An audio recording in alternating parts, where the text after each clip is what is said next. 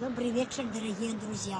Обращаюсь к жителям города Калинковича Калинковского района.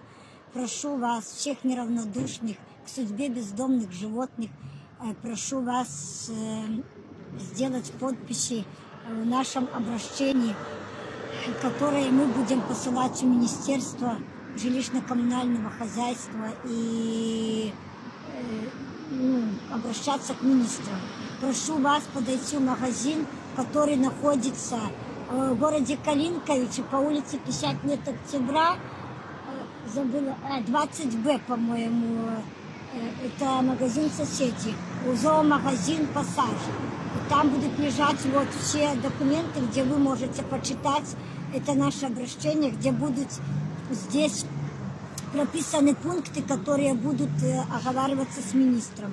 Вот здесь обращение о необходимости совершенствования законодательства в сфере создания приютов для животных и поддержки волонтерской деятельности.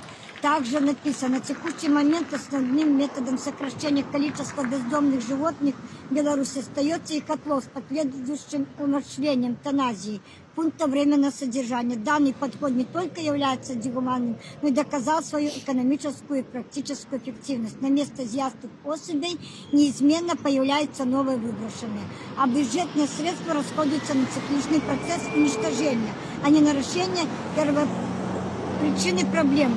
В стране полностью отсутствуют системные проекты по созданию полноценных приютов.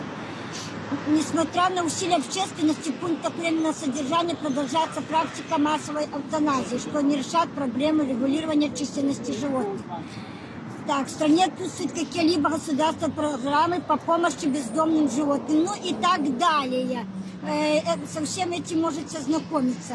Дальше тут вот пишут, что просят волонтеры и неравнодушные люди.